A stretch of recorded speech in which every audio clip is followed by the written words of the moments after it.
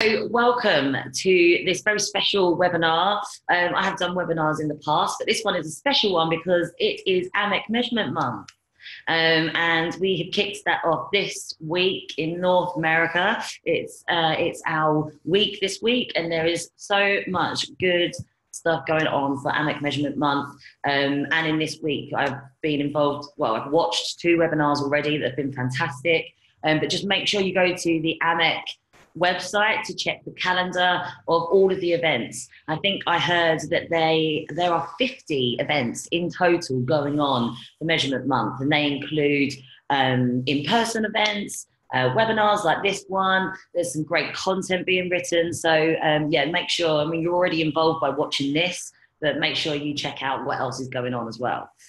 So for today's webinar, I'm going to be exploring the slightly controversial title of why I believe that site-wide metrics could be the new AVE in PR.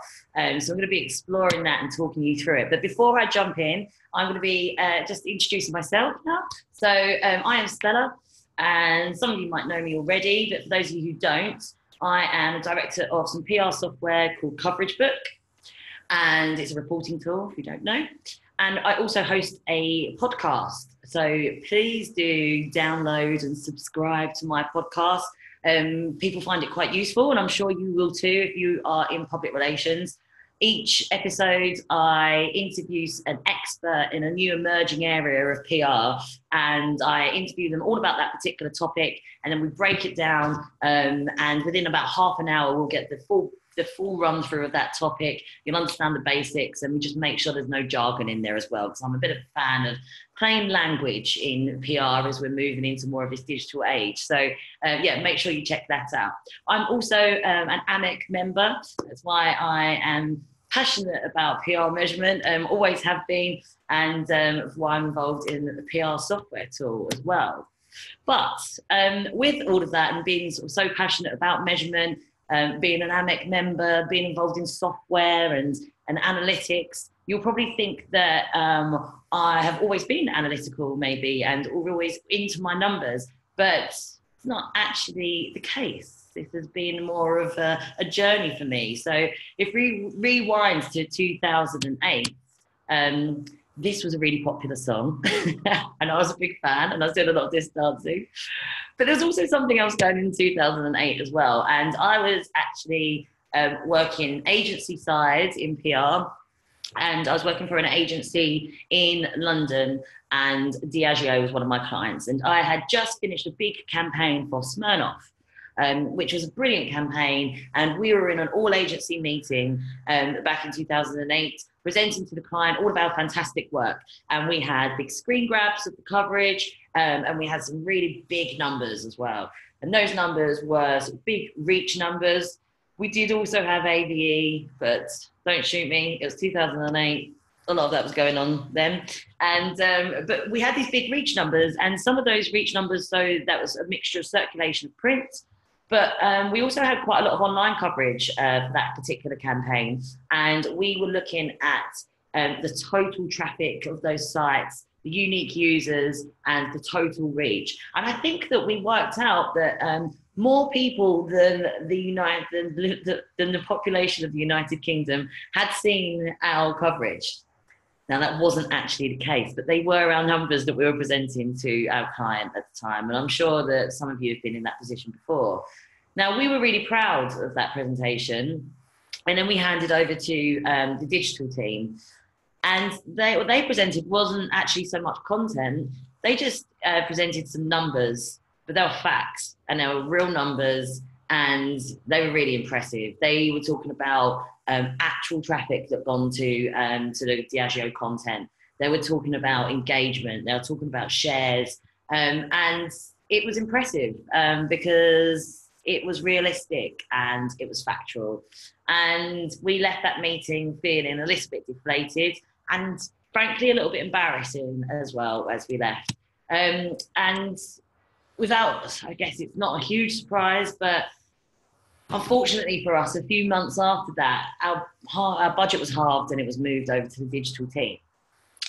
That was the moment that I decided to go to a digital marketing agency and find out all I could about analytics and how to be more realistic about numbers, because I was really quite frankly sort of bored of talking about these huge numbers that actually meant nothing. So I went off on that journey. But the biggest lesson from them before I sort of went off onto my journey to find out about analytics and through a big journey have now ended up here, I learned through that bigger is not better. Now that's sort of a fun term that we can all remember, but it's something to really stop and think about in PR, because I've been in public relations for approximately 15 years. And for the vast majority of that time, especially at the beginning of my career, we've always been taught to go for the biggest numbers possible. Now, whether that was AVE, whether it was traffic numbers, whether it was how many views we got, how many shares we got, we've got to get the biggest number. And actually, when we look at other areas of marketing, they're not always going for the biggest number. They're just talking about the facts and they're pulling those insights out. So this is the first lesson that I'm going to share with you today. And there's going to be a few of them, but keep this in mind. Bigger is not always better. So that was in 2008. Bring it back to this year, back to 2018. And I found myself in a Diageo office again, just in September. Slightly different reason. As I mentioned at the beginning, I have a podcast. And I was actually doing a podcast interview in a Diageo office, and I was interviewing James Alexander. Now, James is the head of influence at Diageo, and it was absolutely fascinating podcast. It's available, so yeah, search on iTunes or Spotify to have a listen to this another time. But absolutely fascinating interview, because James was telling me all about how they measure all of their activity, but more so how he decides where budget should then be placed. So his whole role now has moved on from being about sort of influence and advocacy activity, and he's now, the majority of his time, he's now looking at how they can measure and analyze all of the activity across all of their brands. So Diageo, for those of you who don't know, is a huge drinks company, big global drinks company, some of the biggest alcohol brands that we are aware of come under that Diageo umbrella. So you have multiple brands in multiple countries and markets, and they even within one brand, you might be looking at a couple of 3 or 4 agencies working on one brand for one campaign. So once you have all of those put together, how do they then decide where that budget is split? So per brand, even within the brand, per activity, per agency. So his sort of big mission has been how to try and find some consistency in their measurement throughout all of those brands, through the markets and through the activity. That's not a small job, but they have come to some kind of conclusion, and they've found a way to do it. Do listen, because he does go into the detail. But what James was telling me, and this was really fascinating for me to then have that insight of being on the other side. I had always been agency side, and then I am now in software. So I'm not in an agency anymore, but I've never been in-house. And it was fascinating to actually hear how my client must have felt when I presented those huge numbers, and then the digital team was sat next to me and were presenting quite different numbers to my big sort of reach and site-wide numbers. And James, although as my client at the time, would have loved all of that activity that we were doing and knew that it was really delivering some impact for the brand, and we were engaging in our target audience. Unfortunately, our measurement did nothing for my client, and they were unable to really show that we should have had that budget. It had to go to the digital team because they were showing real impact with real numbers, and that's what we're up against. So listening to James in 2018 about how they're doing that is really, really interesting. So what he was also saying is that he, and James actually, his PR agency background too, we actually worked in a PR agency many years ago, so he knows how difficult it is. But what he did say is that he has to keep going back to his PR agencies and say, I can't do anything with these big numbers. And what he's talking about, he's not talking about sort of big reach. He's not even talking about AVE. He's talking about site-wide, monthly uniques or monthly traffic. And he pushes back to his agencies and says, I can't have that number. I need you to go deeper. And why does he do that? Because those big numbers, the big site-wide numbers, doesn't tell him anything. Let's have a look at how he's trying to compare. It doesn't tell him anything. It doesn't tell him who saw that brand mention. It doesn't tell him who engaged with the article. Big monthly unique users for a whole website doesn't tell him who shared, who clicked through, whether that particular section of the site that they gained coverage on was great, whether that particular journalist should be at the top of their target list next time. It doesn't tell him any of that. Essentially, those big numbers do not tell James whether that PR activity should happen again. And that's what it comes down to when we're thinking about budget. Because let's just think about when we get a piece of coverage. So I've got an example site here, Huffington Post. This is a screenshot of the homepage. Now, let's say I got some coverage on the HuffPost. Fantastic. It didn't take over the whole of the homepage. And even if it did, I still wouldn't be able to claim all of the 142 million people that go to that whole website, because this is just one page. The HuffPost has this page, this page, this page. The HuffPost has thousands, probably if not millions of pages. So even if you did feature on the homepage, you still can't say that you had all of those 142 million land on that website and go and see your piece of coverage, because you didn't feature on every single page. And also there's new pages being loaded in probably most minutes of every day. You're not on those. The brand isn't on there. Also, it's unlike, even if you did get homepage coverage, which is absolutely brilliant, it's unlikely it would have stayed there for the full 30 days. In fact, that's probably unheard of. And also, a big one for me, especially when I went into, from a PR agency and I went into digital marketing, we need to be comparable to these other lines of comms and other marketing teams. And if other lines of marketing aren't using monthly site-wide traffic figures, why are we? We need to be comparable. We need to show that our impact is as good, if not better, than some of these other areas that could be taking our budget. So we need to think about how they are reporting, because I'm sure you guys are aware of this. This is the Payzo model. Ginny at SpinSucks has put this framework together.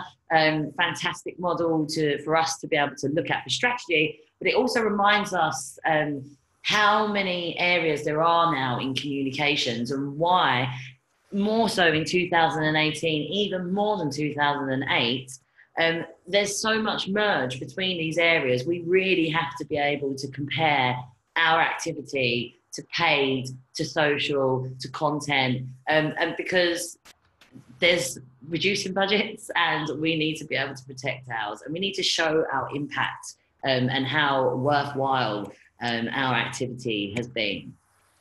So lesson number 2. So lesson number 1 is bigger is not always better. But lesson number 2 is get in the comparison game.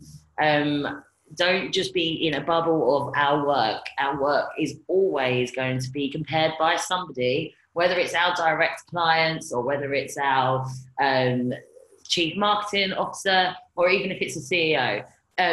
Somewhere along the line, the impact of our work will be compared to other marketing that's going on, and there will be a budget decision. So make sure you are actually in the running of being compared. Find out how else they are going to be. So you can see now that why I am not a huge fan of big reach numbers. And I just mentioned that other areas of marketing aren't using those sort of monthly traffic figures. And it just reminded me of a time when everybody was using AVEs as well, and nobody else was doing that. We were comparing ourselves to advertising, which is a completely different sort of line. And we just want to make sure that we're not sort of falling into the same trap of using a metric that nobody else is using. So we need to be comparable. And this was a I mean, it had its day, but it doesn't anymore because it doesn't actually show the impact of PR, as does the monthly site traffic figures as well. It doesn't actually prove anything. So don't fall into the trap of being another AVE. So this is all fair enough. And I think we've heard so many times now, don't use AVE. Now I'm telling you that the other metric that you might be using, you shouldn't be using. And I don't want to be telling anybody off, and nobody wants to be told off. We need to find a solution. So stick with me because I'm about to share some. So what does James do? Let's go back to Diageo of our example. So I do recommend to listen to the podcast because James would go into a lot more detail with this. And also I'm very conscious that Diageo is its own style of business. So this isn't a silver bullet, and it might not be right for your particular business, but it's an example. And I think the more that we all share examples of what we're doing, we can all take some inspiration from that. So what does James do? James looks at all of his areas, and again, slightly different from when I was working on it in 2008. We simply had PR, advertising, digital. It's moved on now, and James actually uses the Peso sort of framework in a way to organise the activity that's going on across all of the brands and across all of the markets, and then he then measures all of these different areas. So what does he use? He uses actually impressions as a proxy. Now, what I mean by that is that he has found a way where he can get to impressions for all of these different areas. So he can get that for paid. He can get that for social posts. He can also see impressions for any owned content that they create.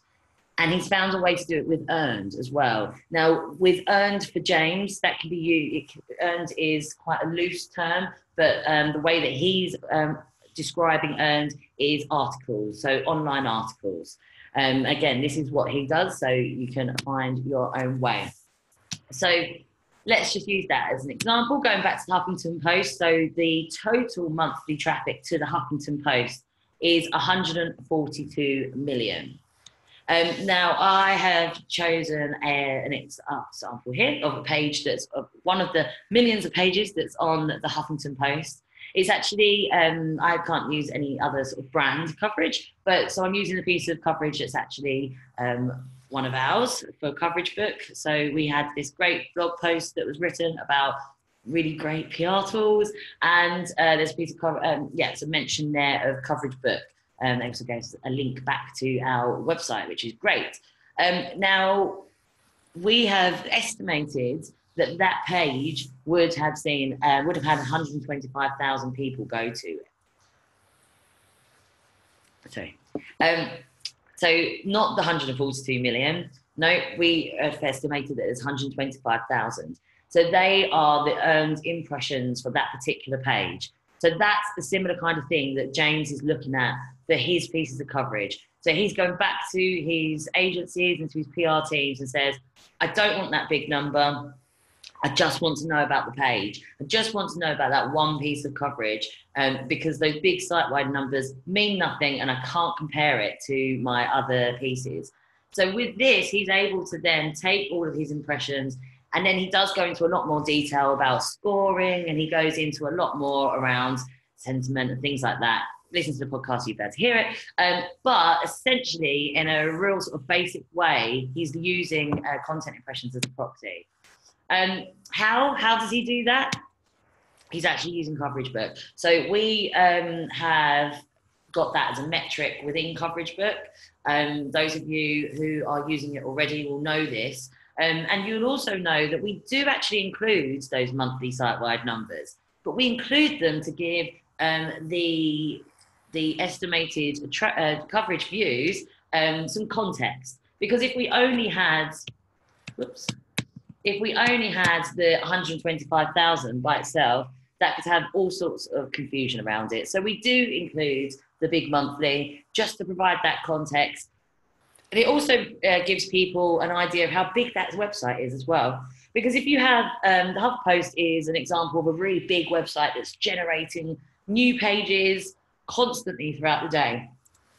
That's very different to a beauty blog, for example, that might only be updated once a week. and is all pretty much on one page, maybe has one sub page, that's going to be very different, because the percentage of people that are going to that blog in total in a month and seeing your piece of coverage, you're probably going to get a much higher percentage than you would for the Huffington Post.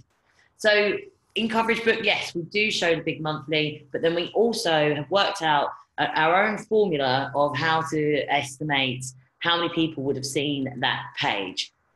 You're probably thinking, how do you do that? So this is roughly how we work that out. It is an estimation or a prediction, but it's something. And as James at Diageo is using impressions as a proxy, it's something. It just brings us back into that comparison game. It also, as PR professionals and practitioners who are trying to set strategy, we need to pull some insight out of our results to be able to then make better decisions in our media lists, our targets, our strategies. And those big site-wide numbers are not doing that right now. So we need to be able to have something.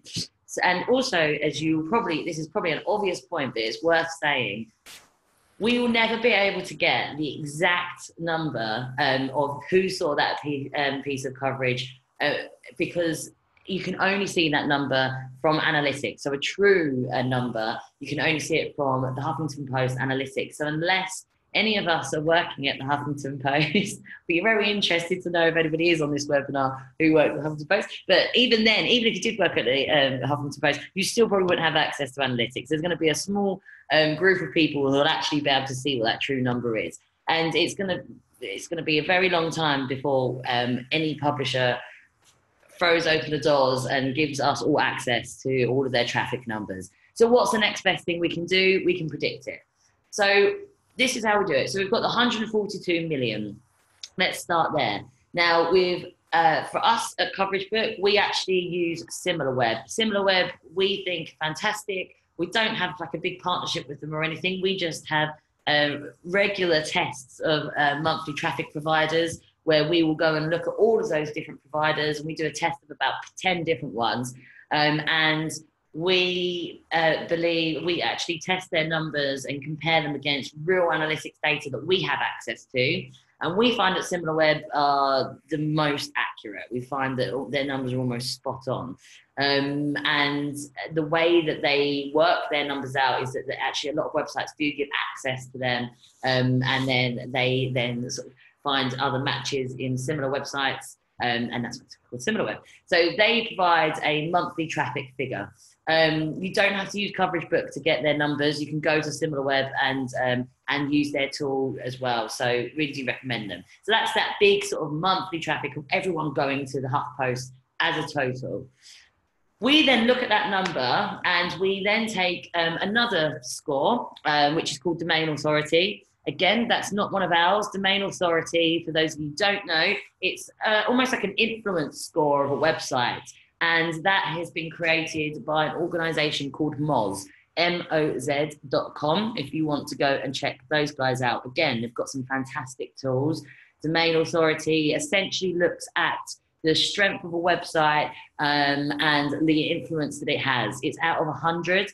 As you can see, the Huffington Post has 96 out of 100. That's very high, very strong. It means it's very well established. It's been recommended a lot online and it's being updated. So domain authority we use as a proxy to see how big a website is, because you'll find that the higher the domain authority, the larger the website is. It means it's being updated constantly. It means there's lots of new, fresh content on there, many pages, and that gives us, in our formula, a really good idea about how many pages a website might have.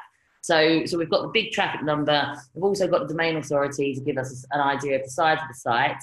We then at Coverage Book look at the URL that you where you got your coverage, and then from that we'll be able to see whether you were on the homepage or you were deeper into the website. And from there we then predict. We then sort of, give a share or a percentage of that total traffic to your page. So that's how we work it out at Coverage Book. Now, You can go and test out Coverage Book if you don't use it already, and there's a free trial.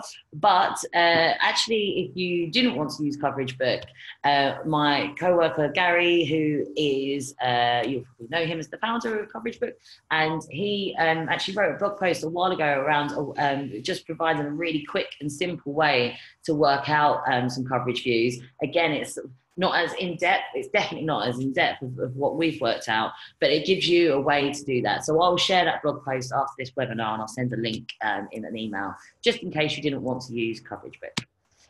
But, you know, I do recommend it. So that's how we then get to that number. And as I mentioned, it's not perfect, it's a prediction, but it just makes us be a little bit more realistic about our numbers. But as you can see, that is quite a big move down from 142 million to 125,000. And that can be a little bit scary sometimes. As I mentioned right at the beginning, I've been in PR a long time, and we've always been taught to be going for those big numbers. But this is a journey that we need to take our stakeholders on. They might have been used to seeing those big numbers, but remember, somebody somewhere needs to analyze our results and compare them to somewhere else, to some other activity. So we need to be confident in those small numbers, and we need to tell a story with it. So get to the smaller numbers, be more realistic, take insights from your smaller numbers, but yeah, start to be confident in them. Don't be disheartened in that 125,000. Because as I mentioned, you can start to tell a story with the results. We're not just sending over numbers and not saying anything more. We are storytellers, and so we do need to tell a story along with that 125,000. So let's put out some more insights and recommend now, which, yes, be confident in smaller numbers, but let's have some more in our armory. So what I'd say now is start to dig deeper into your coverage as well, to see what else we can look at. So I'm going to use this example again of my piece of coverage on the HuffPost about PR tools that crush it. And so there is a link in here, as I mentioned, fantastic link going through to coveragebook.com. And so we were really happy about this piece of coverage, but we also know that, you know, it's on a small part of deep into the HuffPost site. So we're unsure of how many people saw it. We are very grateful to Reed to include us, but I was interested to know what happened next. So I did a bit of digging, and I could see through our analytics, because I'm in a fortunate position that I work at Coverage Book, so I have access to the analytics. But it shouldn't be just a fortunate position. If we're going to be analysing our work and we're going to be judging our work, you must get analytics access. It's really, really, really, really important. If you don't have that now, you need to be working with your stakeholders and the right people to gain some analytics access, because you can get into digging a little bit deeper to tell the story about what your coverage actually did. So this is what it did. Now, again, I bet there's some of you watching this going, only 591. Yeah, it is just 591. But I'm going to show you why you need to be confident in those smaller numbers. Because yes, 142 million is very different to 591. But here's the story. So yes, Huffington Post, as a big website, has 142 million. But then our piece of coverage, we predicted, would roughly see in its lifetime 125,000 people might have seen that. So far, though, this is the real numbers because it's real analytics, 591 people have clicked on that link going through to Coverage Book so far since it's been live. The interesting thing is, of those 591 visits through to Coverage Book, 19 people signed up. Nice. So there has actually been some sales there. Again, I bet some of you are thinking, it's only 19 now. I'm not sure if I would really report that back to my client or get really excited anyway. I'll definitely report it back, but are we going to get really excited about that? Here's why we should get really excited though, because before we just go into that, as I mentioned, get analytics access, but also a tool tip for you. We have a free tool that will really help you with getting these numbers. because if you haven't used Google Analytics before, and even if you have actually, it can be quite complicated to find exactly where you get referral traffic from, because there's absolutely tons of information in there. So recommend going to answertheclients.com. It's a tool made by my great team who have developed Coverage Book and Answer the Public, but it's a completely free tool, so it's completely free, and it just connects to Google Analytics, and you pop in your coverage and it will just pull back the traffic data, and if anyone clicks through, and also if anyone bought a product as well, if that is set up in your analytics. So please do play around with that free tool, because it's so much quicker than digging through Google Analytics. So let's just dig a little bit deeper. So as I mentioned, we've got the 591 visits, 19 people purchased Coverage Book. But here's why this is actually quite valuable, is because I'm involved in Coverage Book, so I know how our business works. But as PR people with any organisation we are working on behalf of, we need to dig deeper into that business. We need to understand the business model and how they make money. And the big thing that I want you to take away is understand how a business works, how they make money, and what their lifetime value is of a customer, for example. So I know that with Coverage Book. So I actually know that those 19 people that went through to Coverage Book and bought Coverage Book over a lifetime, and I don't think the Coverage Book's that expensive, it's not, but over a lifetime, that's what it's worth. So yes, we're not reporting on a big 142 million. We've come right down in those numbers, but all of a sudden, that one piece of coverage is worth $50,000 to my business. And that makes it super valuable. And I really don't mind that 591 seems small or 125,000 seems small, because I know how much money that has made. So really do be confident in those smaller numbers, because you never know where it could lead, and you need to dig deeper into your coverage and also understand how your organization makes money and what their business is. So know the business goals. That is the big lesson here as well. So here are the lessons that I've gone through today. Bigger is not better. It really isn't. Please do start moving away and take your clients and your stakeholders onto a journey where you are starting to move away from those big numbers. Make sure that you are in the game to be able to be compared to other lines of marketing.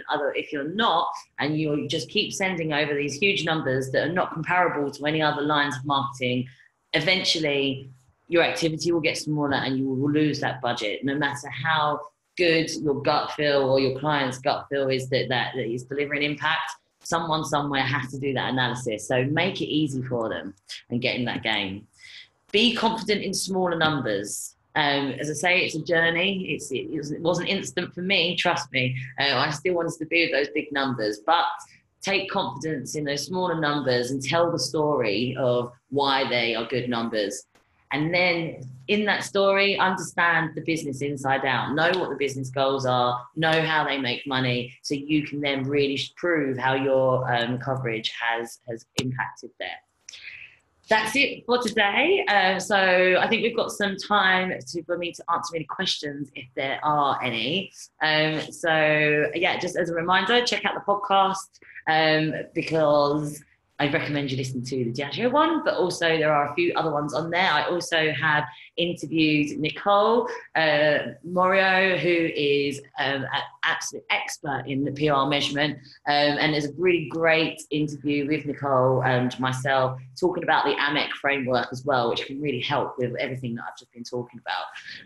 Really looking at those outputs to outcomes, where you can put all of this into that. So yeah, check out the podcast. But yes, bring in your questions now.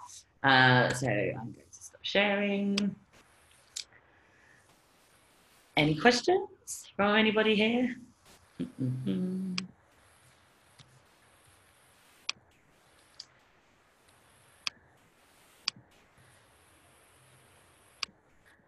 I don't think there are any questions. Nope. There is. There's one that's just come in. from Chris. Hi, Chris. Chris, what has been your biggest challenge in getting comfortable with smaller numbers? That journey that I was talking about, really. So I remember, going from a PR agency and then going to a digital marketing agency. And my clients went from being PR directors to actually SEO directors and digital marketing directors, and online coverage that we would have been absolutely jumping up and down about, or my old clients would have been. I just had, they looked at it and they're like, that's great. How many links did you get? What were the links worth? And how many people clicked through? And when I first started to look at those click-throughs, I was so disheartened. So it was actually me that it took a while to really get used to it. Because I think the clients were actually, those particular clients were in a position where they understood the value. So I was working on a holiday brand, and we'd had some great coverage in the Telegraph, and it was a luxury holiday brand, and I looked at the clicks. And well, the actual views were really, really high because it was a big national news website on the main page of their holidays or the travel section. And I was expecting to see thousands of clicks, and it wasn't. There was about 20. However, of those 20, 5 bought holidays, and they're each worth like about $6,000 a holiday. So again, that one piece of coverage suddenly was worth a lot of money. So it was a journey, but I'd say the biggest challenge was me, first of all, because I couldn't believe my own story almost. But it took like those times of being able to dig into the numbers and then really sort of digging in to see what the business impact is to then be really confident. So I would say, it was actually me is the biggest challenge. Putting myself back in, if I was going to a PR client like that, I think that it's going to be exactly the same. Anyone who's been in PR for a long time, as I mentioned, have always it's almost innate in us now to go for those big numbers. So as much as we might feel like a little bit nervous to talk about those smaller numbers, if your client is PR and they've been in PR a long time, they're going to feel like that too. So you have to dig deeper to tell that story. I don't recommend you just strip out the big site wides, only put coverage views in, and then just send off your report and then say nothing else. You need to be telling a story and digging deeper into it. So biggest challenge, probably yourself or me, and then taking your clients on that journey. Any other questions from anybody else?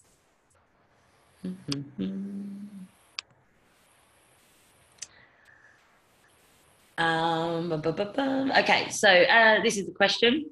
As someone who isn't in-house but is an agency with multiple clients, aside from asking the client for the analytics numbers, how can we provide that deeper insight? Yeah, it's a really good question. First of all, I just really really go for those analytics numbers. I know it's a challenge. Like, trust me, I know it's a challenge. I've actually written a blog post. Again, I'll share it in the follow-up email. I've written a blog post it's got a mock sort of email and how to make your clients feel comfortable in providing you analytics access. So I'll share that with you. But your number one is always to try and get that analytics access, because I would struggle to think of an organisation that would be doing public relations on behalf of, that wouldn't be trying to push people to some content somewhere. So that would be your number one. But to answer your question, how else can you provide that deeper insight? Again, sticking with article level data. Yes, you might not be able to show a click-through, but I would analyse that article in another way. So there's some really great help around on this. There's somebody called the Queen of Measurement. Check her out. She's got some amazing blog posts all about sort of how to codify your clips and your coverage to be able to pull out sort of insights and data. So what I mean by that is, how many brand mentions did you get? Was there a branded image? what was the length of the article? Was there, how many shares did it have? So there's loads of different pointers that you could have, which you then, when you're analysing your articles, and then being able to pull back a lot more insight. So it's still about the article. It's still providing some data. It's still not sort of having those big numbers that don't mean anything, that's got nothing to do with your article. You're really just analysing that. So I would spend the time analysing what you can, what is available to you, to then sort of dig deeper into that, to then provide some numbers there. Yes, that's what I do. But as I mentioned, always do try and go for analytics access, number one. Cool. Any other questions as they might come in? So as I mentioned at the beginning, I will send a follow-up email, and this is being recorded. And so I will also send the blog posts that I've mentioned. So the help with getting analytics access, and also the blog post that was by Gary around looking at how to have a rough estimation of your coverage views if you didn't want to use Coverage Book. But of course you should use the free trial of Coverage Book, because lots of people like it. So do I. Okay, that brings me to a close today. I don't think there are any more questions, but just tweet me if you think of anything else. And yeah, check out what else is going on the AMEC Measurement Month calendar, because there's lots happening. All right, see you guys soon. Thank you very much. Bye.